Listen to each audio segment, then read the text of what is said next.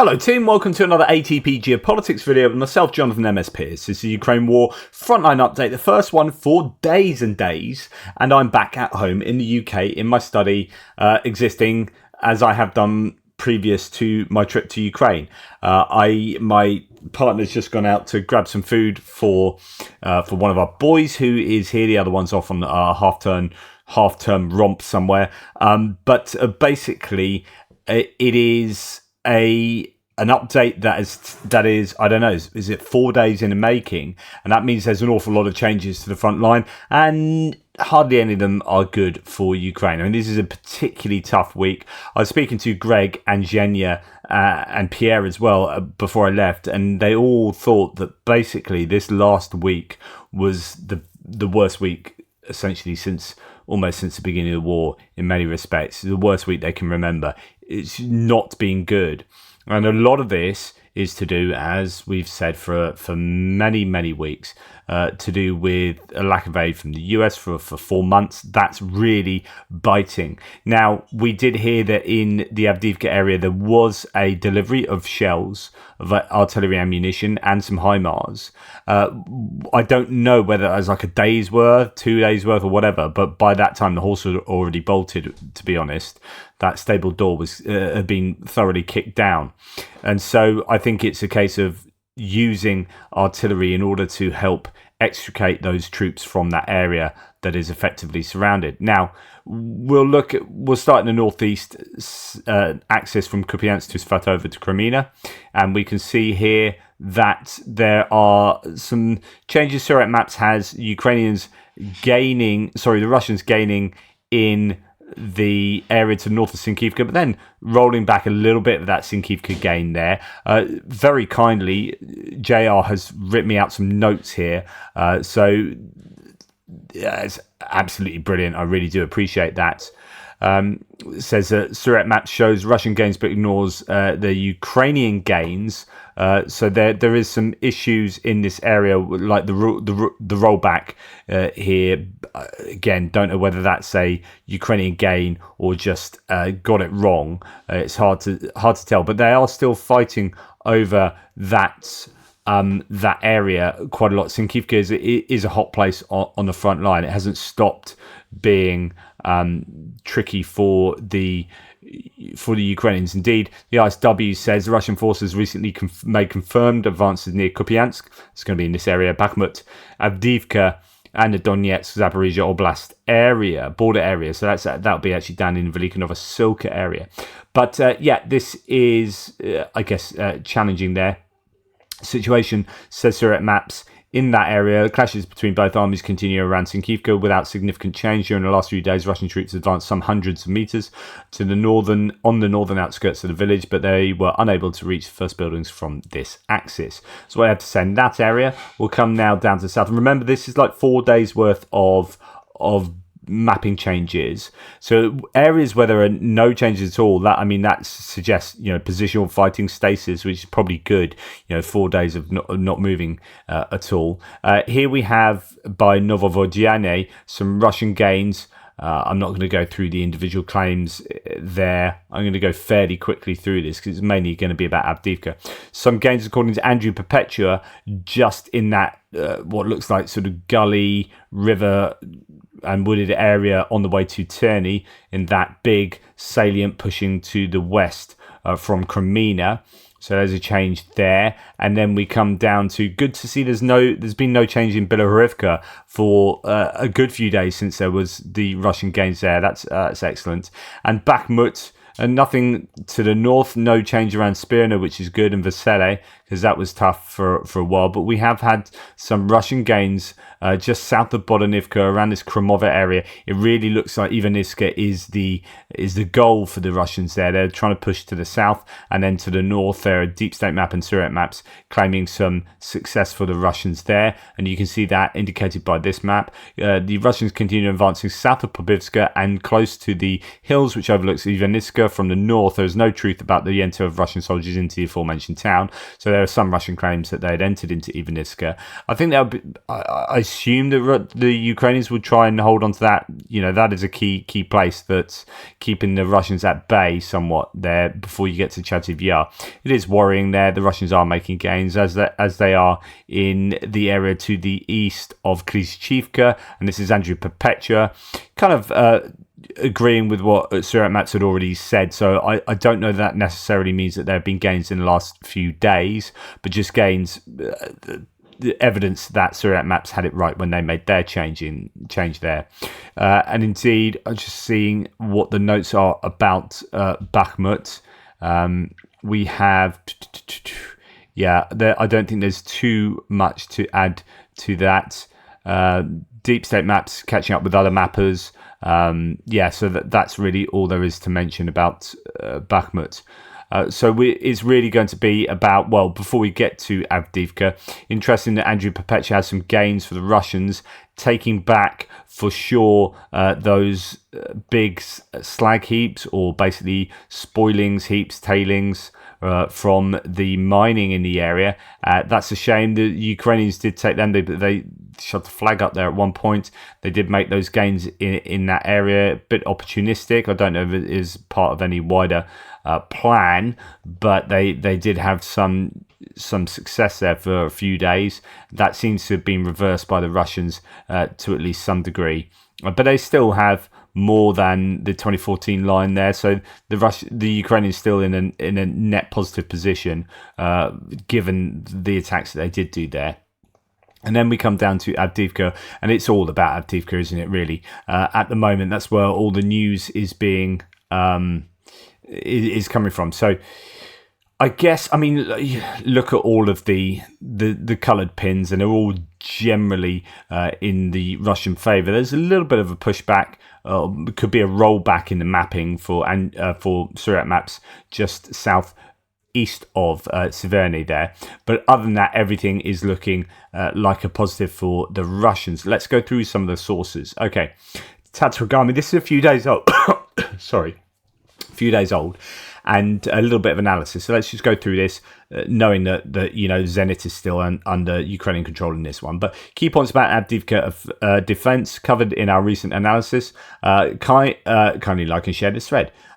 So currently, Russian forces maintain a significant numerical advantage in both personnel and vehicles, despite initial errors, high losses, and unrealistic expectations. They continually replenish their troops with fresh recruits and preserve pressure. Of course, this kind of does talk to the losses that they will be making as well. Russian troops incurred substantial casualties, prompting the 25th Combined Arms Army to transfer equipment to the 2nd and 41st Combined Arms Armies for ongoing assaults. And so the question is always going to be, if they take Avdiivka, would it be worth it for the Russians? The situation improved for Russians upon entering the city in January. Infiltrating residential areas with an element of surprise, so using those sewers underneath, or water pipes underneath the Tsarska Ochota restaurant complex. Seizing rear positions, casualty ratios tend to equalize in the urban areas. And that is the analysis from Tatarigami. Lack of ammunition for counter-battery fire allowed large-scale deployment of Russian artillery, weakening Ukrainian defences. Multiple groupings exploited weak spots for envelopment. Several units on the ground confirmed that recently captured POWs were recruited in December and January. Approximately 10 prisoners were recruited in mid-January. An estimated 37 to 42 KAB bombs were dropped on Avdiivka in a single day. Well, actually, that went up. But since then, we've had a night or a day of 70 being dropped, I believe. So, they are using those aviation bombs to their maximum, and it's such a shame that the Ukrainians have been unable to get a Patriot down to that area and just take out those aircraft. They've been causing extensive damage despite their relative inaccuracy. With Russians nearing the creation of multiple pockets in the city, limited options remain: withdraw or attempt a risky counterattack. Well, indeed, basically since then they have withdrawn. So we'll move on to other, or they are in the process of withdrawing, onto other sources. Okay, quote: for more than 12 days, our soldiers, sergeants and officers have been taking full responsibility in the city of Avdiivka. As for the maneuvers, there are certain stages of these actions. First, we have to learn some positions because it is simply leveled with the ground. Second, we don't we have to leave some positions. Sorry, we don't see the advantage of maintaining certain positions. In that way, we can keep the line of defence. That's the 3rd Assault Brigade Deputy Commander Kudryashov, and that's basically saying they are withdrawing. He furthermore notes that one of the areas in Avdiivka, defenders from the 3rd Separate Assault Brigade were completely surrounded but managed to break out of it. If that's referring to Zenit, apparently they did lose some there. A decision was made to withdraw from the position of Zenit to the southeastern outskirts of Avdiivka, according to the commander of Tavria. So that was officially mentioned. So, okay, so you had attacks from the north. They are coming through. They basically split the Ukrainians. You've got them the Ukrainians holding out in the coke plants, but the supply route, the main supply road here, has been interdicted, and the Russians have taken this whole area. And so you basically got two main areas of concern, and the Russians are also pushing right around the southern and eastern areas of that cauldron there, and moving up through the city. Now you have the Zenit area here, where there was a nuclear bunker that was basically impenetrable unless you surrounded it, and that's what the Russians did. They surrounded that and took it, and the Ukrainians had to indeed pull out. So Russian infantry at the former air defense base of Zenit, likely after the Ukrainians pulled out to avoid encirclement. That is evidence that they hold it by point of fact that there's a flag flying outside. So Zenit has now fallen. It was being fought over since 2015. Respect to the guys who fought there. It's likely they escaped over tunnels or under tunnels, in tunnels to Avdiivka. It's unlikely to have been the retreat route over ground, which was a 100-meter big gap. This was the most fortified position basically in Ukraine. I mean, this is a big loss for the Ukrainians. And I do believe that they didn't all make it out either. Russian troops are using phosphorus shells in the battle for Avdiivka, causing fires in the coke plant tanks. So some big old fires going off. Additionally, the Russian army dropped 60 aircraft bombs, as I said, 70 on one night, on the Ukrainian positions every day, while also firing from artillery and multiple launch rocket systems. It's an absolute bloody hammering that Avdiivka is getting.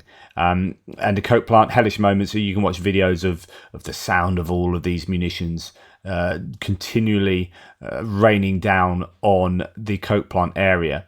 As you can see here, this is kind of the idea of breaking. You've got the coke plant here, the Russians breaking through there, and the Ukrainians trying to hold out, possibly to allow the troops to withdraw from the city itself. Sentinel imagery from the 7th of February shows the alternative supply routes that Ukraine has used to supply Avdiivka so far. One from Lastochne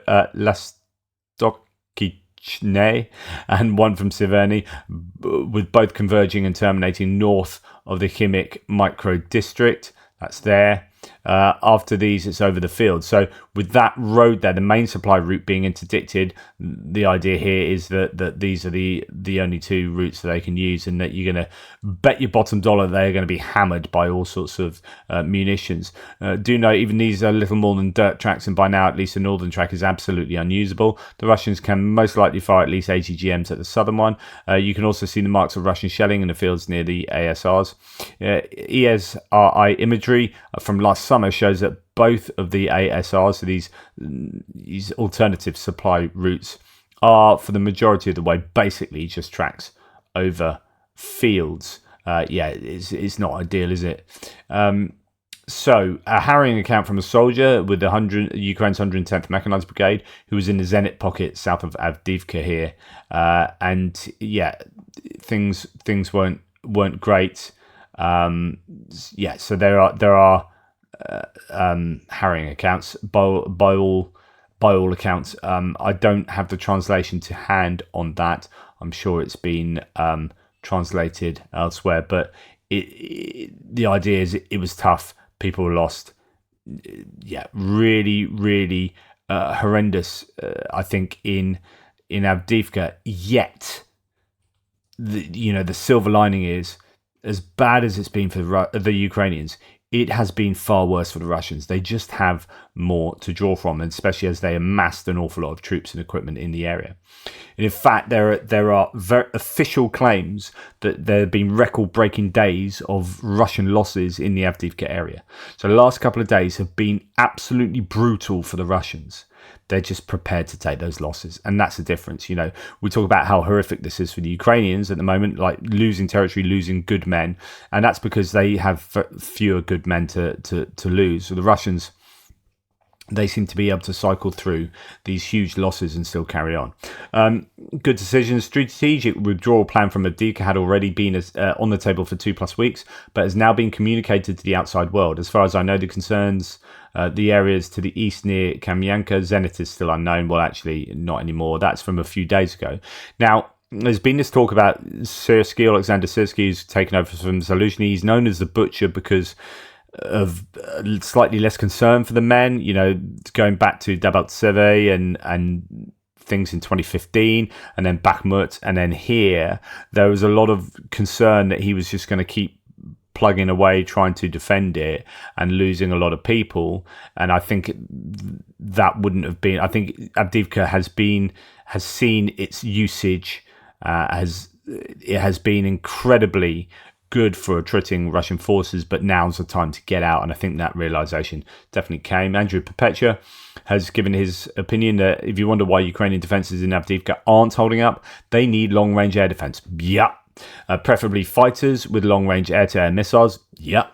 Like, for example, a Meteor missile. Yep. So those are the really good missiles that can fire from things like Gripen, particularly. They're more Europeans. I think the Eurofighters and the Gripens can fire those, not so much the F-16s. All these dots are geolocated airstrikes from a single day worth of footage. It's 40 in total. Today, there were 40 airstrikes on the 2 towns adjacent to Avdiivka. This is going back to the 15th. There have been more since, I think, on the 2 towns adjacent to Avdiivka, several of which were 1,500 kilogram bombs. You need fighters with the appropriate long-range radars and equipped with long-range missiles patrolling the skies to neutralize the air threat. The most reasonable planes with this capability are the Gripen and modern upgraded radars and equipped with Meteor missiles. Yeah, absolutely. Nothing I disagree with there.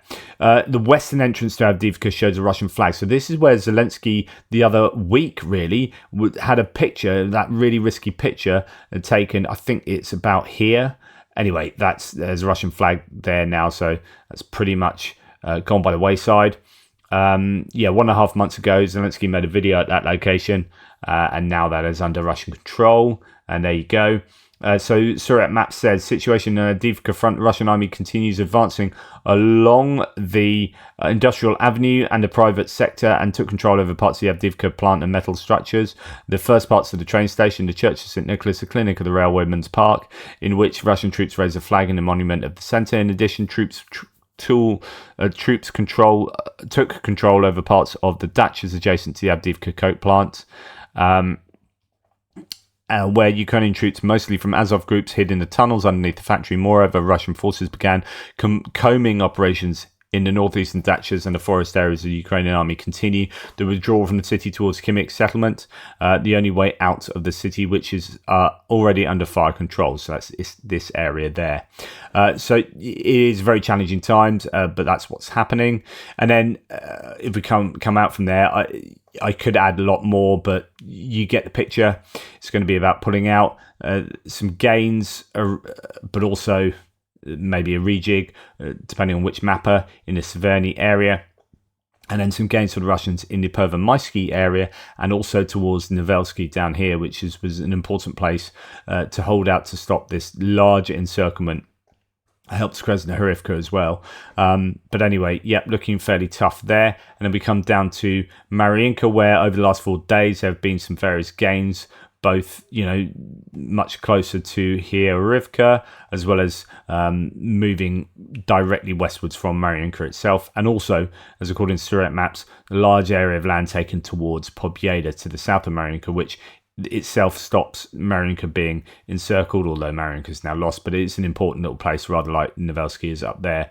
So lots to say about this area. And Novomykhailivka, some gains in the eastern suburbs of that of that settlement, and that is a real challenge. It's looking like Novomykhailivka is in a lot of trouble too. So, Surrey Maps saying, talking about those sort of different places, Novomykhailivka there. Russians took control of the new areas in the grey zone northeast of Novomykhailivka, where troops began storming the northern farms of the town. Yeah, it's, as I say, it's looking fairly problematic for the Ukrainians. A little bit of a gain could well be. Well, actually, so this was interesting. Andrew Pepech is going to talk something about this. I think, although that's a gain, it might be quite a difficult one for the Russians, or it might not be. They might have lost something. I don't know. It's quite cryptic about that gain, and more to come about that. He's going to talk about it in his live stream tonight, I believe. So that's always worth watching Andrew's live streams. Go and check that out, and I think he's got some information about that. Then when we come down to the Robotina area, according to Surat Maps, some gains up by Novoprokhovka. That's not Novoprokopivka, that's Novoprokhovka. So small gains there, and some small gains to the west of Robotina too. Challenging stuff all over the shop. Right, then when we come to Krinky, some good news that we have the Ukrainians. This is odd because 3 of the 4 brigades have pulled out from here. The Marines have pulled out to go and help up in Avdiivka. And you would expect this to be then an area where the Ukrainians are going to really struggle and they're going to pull back from here. But I have a feeling that the Russians are really struggling around here as well, and they are fairly exhausted and they've been attrited massively. And so here we have this. The notes from JR saying that Ukrainian flags on a water tower. So that happened a few days ago now. I remember driving around with Zhenya and we were looking at that. Just goodness, that's the 13th. Yeah, so that's 3 days ago. Ukrainian Marines have raised the Ukrainian flag over the water tower south of the settlement of Krinky. It maintained the marks of one of the most significant advances achieved since the initial landing. Good job, boys. So the notes are positional engagements continue there. Elements of the 810th Naval Infantry Brigade, so the Black Sea Fleet. So those once were an elite force of the Russian Marines, recently returned to Krinky and are conducting assaults on Ukrainian positions near there. Russian forces are preparing to resume offensive operations in the Dnipro River Islands and are likely to employ elements of the 61st Naval Infantry Brigade in these operations. So the Russians are putting up a big fight there, but it looks like the Ukrainians are having some success. That's really good news. They need a bit of good news from somewhere. Ukrainian military boat in the area with an installed electronic warfare complex near Krinky. It's the sort of thing you're going to like to see because, of course, that has a huge impact on the usage of drones. Drones have been massively important for both sides in this area. Boats get hit routinely of the Ukrainians, and for the Russians, just equipment all over the shop getting absolutely hammered. Just don't know what the long-term future of the Ukrainian forces is here. I mean, I was in Kherson just the other day, and there were flashes, looking in over the buildings. I couldn't see exactly where from, but there were flashes that would be from different sides. Actually, from where I was in Kherson, I'm not going to say where I was, but there were things coming from this flashes coming from this direction as much as there were flashes coming from this direction. But yeah, we met a unit that helped supply the Krinky guys. In fact, this picture, and I'll talk about this later on another video, I was super proud to have received that, was from that unit that was supporting those guys in Krinky. Incredible. So anyway, that's the frontline update for today. The last thing I'll do is just take you through what's happened in Avdiivka from a chronological point of view over time. So this is the 28th of January on Deep State Map.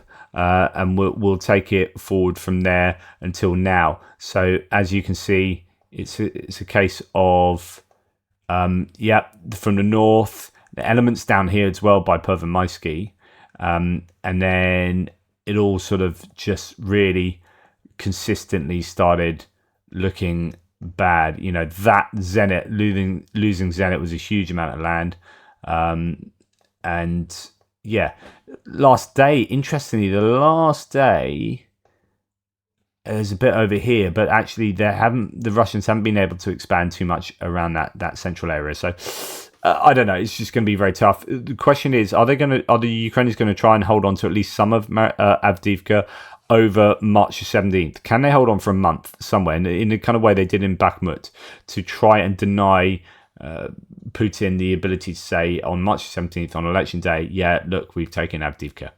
I don't know. There might be a political element to that. Anyway, thanks so much to JR, who's done the mapping and done some notes for me, which I used loads of the links for that, and just an amazing amount of work he put into that, and it all just comes out of me just going blah.